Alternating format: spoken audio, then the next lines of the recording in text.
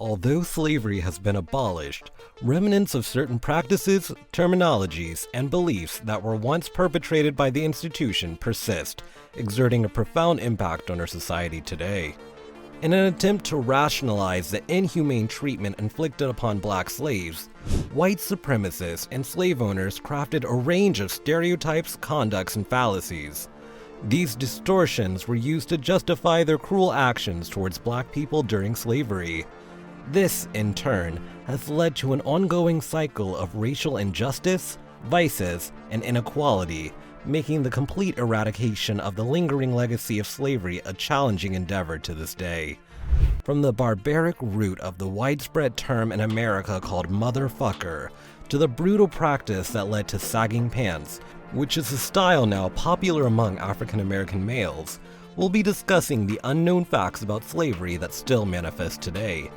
Join us as we delve into the discussion about how the impact of slavery remains evident in our society, as many aspects of our lives and languages continue to reflect the injustices that were committed against African slaves. During slavery, the term motherfucker was used as a slur against enslaved men, insinuating that they had engaged in sexual relations with their mothers. It was an extremely abusive and dehumanizing term, which was often used by the white slave owners as a way to denigrate and degrade black men in the era of slavery. Sadly, this term is still used today, and its roots can be traced back to the sexual abuse and humiliation that black men were subjected to during slavery. To further humiliate and reduce the ego of black men, they were forced into having sexual relations with their mothers. In certain instances, many of them were compelled to engage in sexual acts with their mothers in the presence of their family or perform such acts in front of white spectators for entertainment. While on slave breeding farms, male slaves were also forced into sexual relations with numerous women, including their mothers and family members. This horrific practice ultimately gave rise to the coining of the term motherfucker. The brutality extended beyond mere physical harm, encompassing psychological trauma and profound humiliation inflicted upon African American men and their loved ones. Families and fellow slaves were forced to refer to these men using the degrading term motherfucker. This dehumanizing term has persisted not only among African Americans, but also among other people, being used to insult each other during conflicts or arguments. The distressing sexual exploitation and degradation experienced by black men throughout the era of slavery extended beyond coerced relations with family members. These men also endured the dehumanizing act of rape at the hands of their homosexual white masters, which further demeaned and emasculated them. This tragic part of history gave rise to the practice and term known as sagging, which symbolizes the enduring impact of these atrocities. During slavery, many white owners committed heinous acts of sexual violence against both adults and children within their enslaved community. Male slaves who attempted to run away from captivity or attempt a rebellion against their white masters are often victims of rape, which was done to humiliate and emasculate them. After this barbaric sexual abuse, the slave owners would compel these men to lower their trousers to symbolize the tragic ordeal they had endured and serve a lesson to other slaves who harbor thoughts of rebellion. To compound the injury they suffered, the victims would also endure the cruelty of public humiliation, as their masters would openly brand them as women in the presence of fellow slaves. It's indeed unfortunate that the practice of sagging pants remains prevalent in today's world. Many African American men and teenage boys continue to sag their pants to project a specific image, make a fashion statement, or appear gangster, often without realizing the historical context and immoral origins of this practice. Another unknown fact about slavery is the phrase, welfare queen.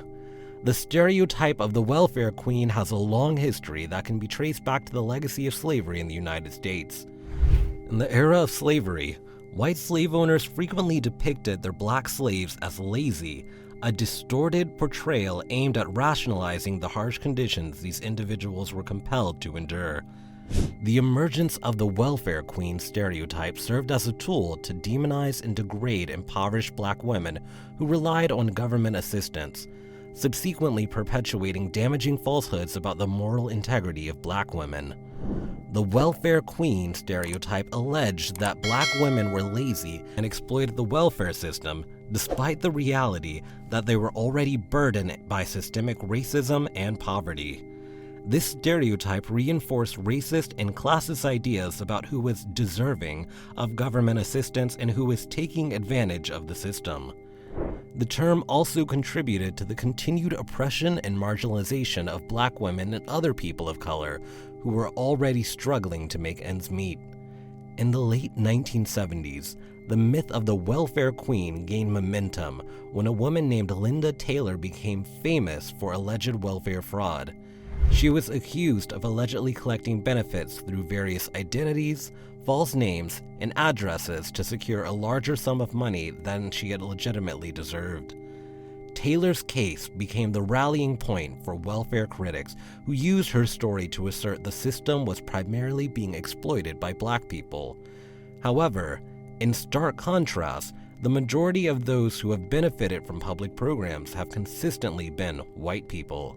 Unfortunately, the stereotype of the welfare queen had real-world consequences, leading to reforms that made it harder for people, especially African Americans, to access the benefits they needed.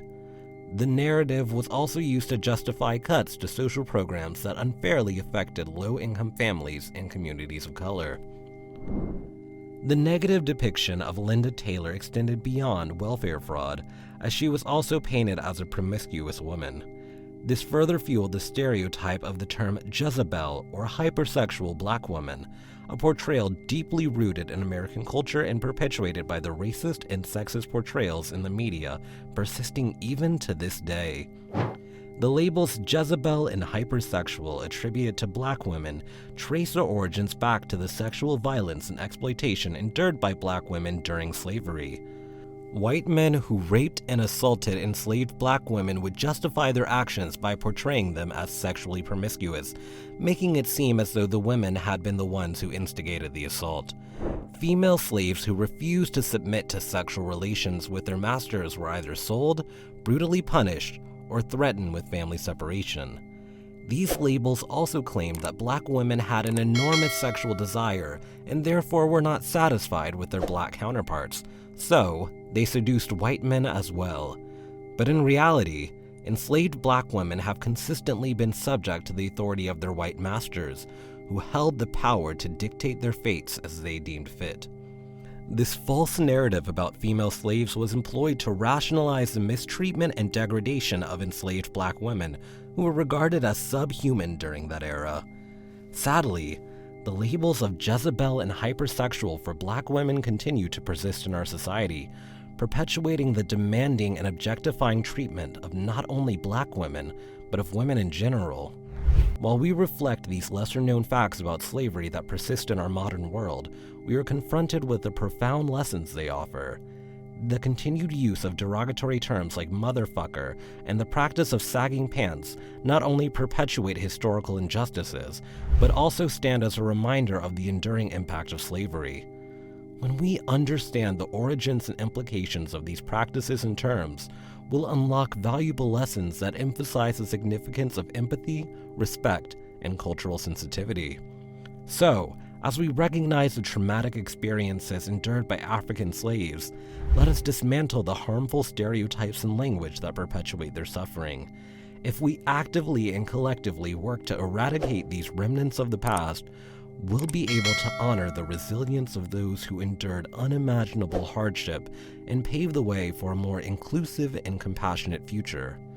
Now, tell us, do you know any other lesser-known facts about slavery that still manifest today? Let us know in the comments below. We'd love to hear from you.